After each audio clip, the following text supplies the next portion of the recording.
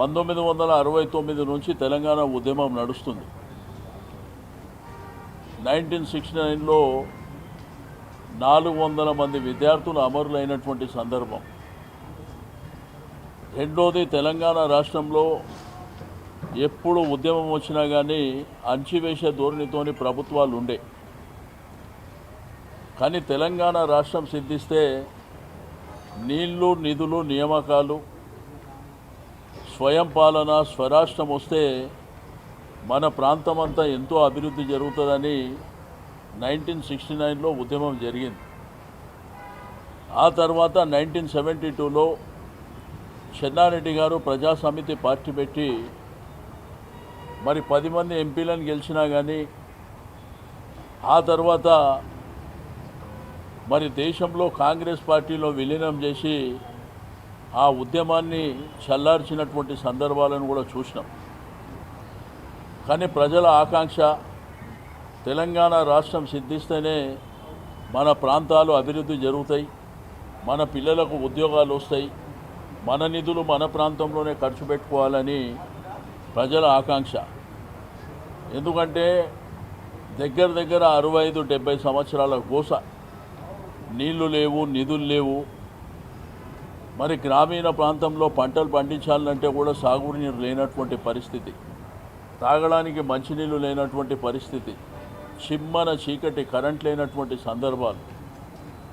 మరి కేసీఆర్ గారు 2001లో ఉద్యమాన్ని ప్రారంభించి మరి ఉవ్వెత్తున సకల జనుల సమ్మె కానివ్వండి, వంట వార్పిడి కానివ్వండి, ఉద్యోగ సంఘాలు కానివ్వండి, లేకపోతే సంబంధ వర్గాలు అందరూ కూడా ఒక తాటి మీదకి తీసుకొచ్చినటువంటి ఏకైక నాయకుడు కేసీఆర్ గారు. ఆ రోజు అన్ని రాజకీయ పక్షాలు కూడా జై తెలంగాణ అనేటువంటి పరిస్థితికి వారు తీసుకురావడం. రెండోది, పార్లమెంట్లో ఆ రోజు మరి ఇద్దరు పార్లమెంట్ సభ్యులు ఉంటే పార్లమెంట్ని స్తంభింపజేసి లాస్టుకు అమరణ నిరాహార దీక్ష ద్వారానే ఇది సాధ్యమవుతుంది అని చెప్పి తన ప్రాణాలను కూడా పణంగా పెట్టడానికి సిద్ధమైనటువంటి రోజు రేపటి రోజు. 1969 ఉద్యమాన్ని, 72 ఉద్యమాన్ని మనం ఎవరూ చూడలే. కానీ కేసీఆర్ గారి ఉద్యమాన్ని 2001 నుంచి 2014 వరకు మనం చూసినాం.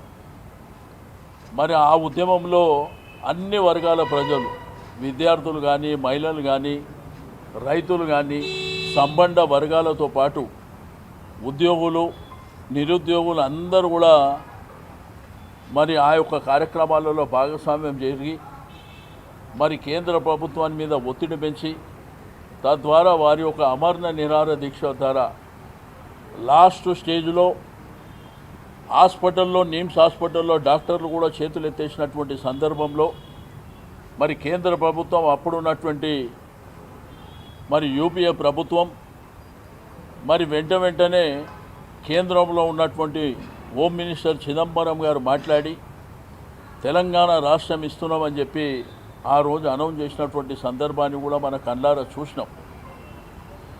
ఈరోజు, నిన్న, మొన్న ఇప్పుడు మాట్లాడే వాళ్లకు సోయలేనటువంటి మాటలు మాట్లాడుతుంది. అసలు తెలంగాణ రాష్ట్రమే లేకపోతే ఈరోజు పిసిసి ఏదైతే కాంగ్రెస్ పార్టీ ఎక్కడిది, బీజేపీ పార్టీ ఎక్కడిది, లేకపోతే ఇప్పుడు తెలంగాణ ప్రభుత్వమే ఎక్కడిది అనేటువంటి విషయాన్ని కూడా వాళ్ళు మననం చేసుకోవాల్సినటువంటి అవసరం ఉంది.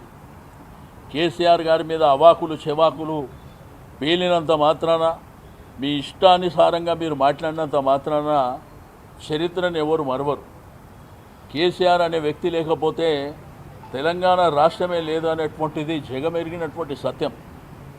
చిన్న పిల్లగాని నుంచి ముదసిలి వాళ్ళ వరకు, పెద్దవాళ్ళ వరకు కూడా ప్రతి ఒక్కరు చెప్తారు.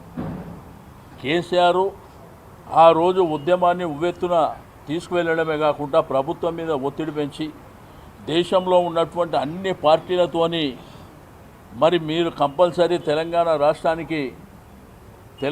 రాష్ట్రం ఏర్పడడానికి సహకరించాలని చెప్పి మరి కేంద్రంలో, దేశంలో ఉన్నటువంటి అన్ని పార్టీలను కూడా ఒప్పించింది కూడా మనందరికీ తెలిసిందే. కానీ ఈరోజు కొత్త బిచ్చగాడు పొద్దెడుగారు అన్నట్టు ఏది పడితే అది మాట్లాడేటువంటి సందర్భాలను చూస్తున్నాం. ఆ తర్వాత ఒక ఉద్యమ